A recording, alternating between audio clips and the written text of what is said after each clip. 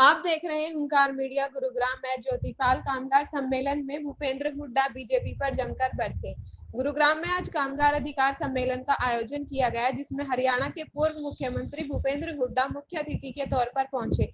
उनके साथ हरियाणा कांग्रेस के अध्यक्ष उदयभान व राजबब्बर भी पहुंचे। सभी ने अपने संबोधन में बीजेपी से 10 साल के कार्य का हिसाब मांगा। सम्मेलन में कामगार भारी संख्या में पहुंचे। कार्यक्रम का आयोजन कामगार नेता अमित यादव ने किया।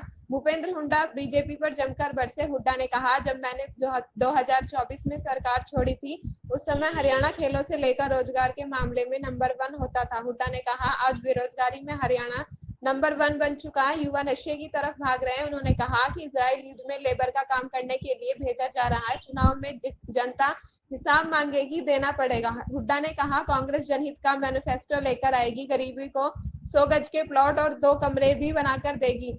बुजुर्गों की पेंशन 6,000 रुपए की जाएगी। आयोजक अमित यादव ने कहा कि सरकार ने मजदूर की कमर तोड़ रखी है। आज सरकार कच्ची नौकरियों की खुद ही ठेकेदार बन गई है। कौशल रोजगार में भी कच्चे लगाए जा रहे हैं। किसान जब आगे गए, लेकिन 10 साल में हम जो है बेरोजगारी में नंबर 1 हो गए। कानून व्यवस्था चरमरा गई। जो इन्वेस्टमेंट आने चाहिए, जो पक्ष व्यक्ति निवेश था हाईएस्ट 2014 में, वो इन्वेस्टमेंट आनी बंद हो गई। इन्वेस्टमेंट बंद हो गई और अब करे नहीं। और सरकार क्या कर रही है? सरकार हर चीज का निजीकरण कर रही है। चाहे वो रोडवेज के ऊपर देखो, यहाँ तक जो है कि शिक्षा का भी निजीकरण के करते आगे कदम उठा रही, जो ठीक नहीं, जो हमारे प्रदेश के लिए भी समाज के लिए ठीक नहीं। कांग्रेस सदा राष्ट्रीयकरण विषय, अब ट्रांसपोर्ट का भी बेड़ा है। अभी बता रहे थे कितनी बसें थे, कितनी घट गई। बस लेने का मतलब ही नहीं। इसी प्रकार से जो कंस्ट्रक्शन यूनियन बने हमारे तमिल, जो उनको सुविधाएं थी, ये परिवार पहचान पत्र आईडी में उनको परेशानी, उनको हरियाणा प्रदेश ही नहीं बल्कि देश के अंदर हर उस शख्स की आवाज को उठाने वाले, जो कहीं भी किसानी से जुड़ा हुआ हो, कांग्रेस के वरिष्ठ नेता पूर्व मुख्यमंत्री आदरणीय चौधरी भूपेंद्र सिंह हुड्डा जी, हरियाणा प्रदेश के कांग्रेस पार्टी के सम्मानीय अध्यक्ष, जो कुछ कामगारों के बारे में, किसानों के बारे में कह रहा है, और किसानों के बारे में मैं क्या कहूंगा, जब चौधरी उदयभान जी और आदरणीय चौधरी भूपेंद्र सिंह हुड्डा जी यहाँ बैठे हुए। लेकिन मजदूर और किसान का जो ये कम्युनिकेशन है, जो एक ये जुड़ाव है, और ये जुड़ाव भी आने वाले कल में हरियाणा की सरकार की सबसे बड़ी बुनियाद बनने वाला है। और यही बुनियाद है जिससे आज केंद्र के अंदर भी इंडिया गठबंधन में जो आगे लेकर गया है, वो मजदूर और किसान है। लोग समझते हैं, लोग जात और बिरादरी और धर्म और मजहब में बांटते हैं।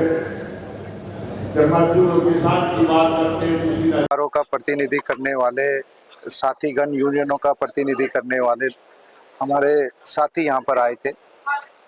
3000 से ज़्यादा प्रतिनिधि यहाँ पे थे।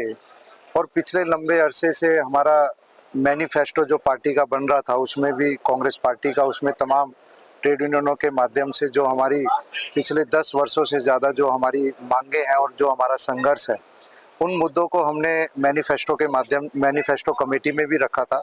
और आज हमारे तमाम कामगार प्रतिनिधियों ने जो हमारी मुख्य 12 मांगे हैं, उनको माननीय चौधरी भूपेंद्र सिंह हुड्डा जी, जो अभी विपक्ष के नेता हैं, और पार्टी के अध्यक्ष चौधरी उदयभान जी के समक्ष रखा। जो आज चाहे बढ़ती बेरोजगारी हो, बढ़ती महंगाई हो, बढ़ती यहाँ पर उद्योग बंद हो रहे हों, लाखों रोजगार कम हो गए हैं, और जो बड़े बड़े उद्योग हैं वहाँ पर लंबे समय से एग्रीमेंट ड्यू हैं, कहीं पर उनके जो अपनी मांगे हैं उनको लेकर ना तो कोई प्रशासन किसी प्रकार से चिंतित है, ना सरकार किसी प्रकार को सुनने को तैयार है। और उसी प्रकार से सरकारी कर्मचारियों की जो लंबे अरसे से मांग है, चाहे पुरानी पेंशन लागू करने की बात हो, पंजाब के सम्मान वेतन हो, जो आपने मांगे रखी हैं, क्या बीजेपी सरकार उनको अनदेखी कर रही है? देखिए, बीजेपी सरकार जब 2014 से पहले उनका वायदा था कि पंजाब के सम्मान वेतन देंगे, हम नए रोजगार देंगे, आउटसोर्सिंग को बंद करेंगे, निजीकरण को बंद करेंगे। आज आप देखिए, कौशल रोजगार निगम के माध्यम से उन्होंने 1.25 लाख रोजगार दिए। सरकार खुद ठेकेदार बन गई है। जहां वो कह रहे थे कि हम ठेकेदारी प्रथा खत्म करेंगे, अब सरकार खुद ठेकेदारी का काम करने लग गई है। उन्होंने कहा था कि भाई हम आने वाले टाइम में रोजगार देंगे और डिसेंट रोजगार देंगे। आज लाखों नौकरियां चली गई सरकार की गलत नीतियों के कारण। आज लाखों नौकरियां चली गई। कोरोना काल में देश में कम से कम भी 20 करोड़ नौकरियां कम हुई हैं और हरियाणा में लाखों की संख्या में नौकरियां कम हुई हैं, उद्योग बंद हुए हैं और आज हरियाणा प्रदेश में 2.25 लाख से ज़्यादा सरकारी नौकरियां खाली पड़ी हैं, रिक्त पड़ी हैं। और तमाम हमारे जो मांग है कि भाई आप एक काम भी बता दीजिए जो आज भारतीय जनता पार्टी ने इन 9.5 वर्ष में आने के बाद। मैं धनखड़ जी के पास जाना हूँ। मजदूरों का, कर्मचारियों का नेतृत्व करते आ रहे हैं। 10 साल से जब हम अपनी मांग मनवाने के लिए धरने करते हैं, प्रदर्शन करते हैं, तो बदले में हमारी बात सुनने के बजाय हमारे को लाठियां, पानी के बौछारें या जेल में डाल करके केस डालना, क्योंकि हम जो लोग खड़े हैं बहुत सारे साथियों पे पर्चे दर्ज हैं। तो सरकार ने हमारी बात मानने की बजाय शोषण करने का काम। मौलवी मशहूर जुमलों के बारे में आप क्या कहना चाहते हैं? देखिए, जुमला एक सबसे बड़ा था कि प्रति वर्ष हम 2 करोड़ का रोजगार देंगे।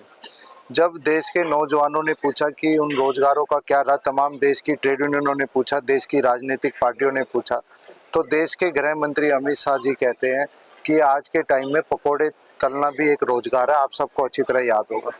बाबा रामदेव जी से पूछा कि आप कह रहे थे कि नरेंद्र मोदी जी आएंगे, देश में काला धन वापस आ जाएगा, है ना। आपने सब देखा, 70 साल में कुछ नहीं हुआ। और जैसे ही मोदी जी आएंगे महंगाई कम हो जाएगी, भ्रष्टाचार खत्म हो जाएगा। जब आप जैसे किसी पत्रकार साथी ने जब बाबा रामदेव जी से पूछा कि क्या रहा, आप तो कह रहे थे काला धन आएगा, 15-15 लाख रुपए खाते में आएंगे, वो भी जुमला था। तो रामदेव जी पत्रकार साथी को क्या बोलते हैं कि आप कपाल भारती करते हो, कपाल भारती करते हो। तो उन्होंने कहा कि कपाल भारती करो, गंदे ख्याल नहीं आएंगे। तो ये जुमला ही था। आज वो गंदे ख्याल हो गए। आप अभी अपोजिशन में हो और आप क्यों नहीं पूछते अमित शाह से सदन में कि क्या अंबानी और अडानी के बच्चे पकोड़े तलेंगे? देखो, आप एक बात सुनिए, आज जितना राहुल गांधी जी अभी वो विपक्ष के नेता हैं, और उससे पहले जब कांग्रेस पार्टी के एक सीनियर नेता होने के नाते माने राहुल जी ने पिछले 10 साल उन्होंने तो खूब अडानी और अंबानी के बारे में बोला। उन्होंने बार बार बोला, चाहे कृषि कानूनों में जो बदलाव है वो आज अडानी और अंबानी के लिए हो रहा है, कॉर्पोरेट सेक्टर के घरानों के लिए हो रहा है। सरकारी गोदामों को कॉर्पोरेट घरानों के को वो गोदामें दिए जा रहे हैं।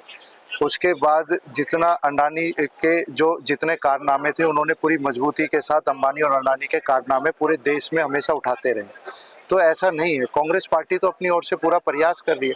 हमें तो इस जंग में सबसे ज्यादा अगर साथ चाहिए तो आप लोगों का, मीडिया का चाहिए। अमित जी, मीडिया हमेशा आपके साथ है। मैं आपसे जो लास्ट क्वेश्चन करना चाहूंगा, आप देख रहे हो कि सैनी साहब, खट्टर साहब चले गए, रोजाना नई नई घोषणाएं करते हैं, नए नए लुभावने वादे करते हैं। 2 महीने में कितने वादे वो कर पाएंगे?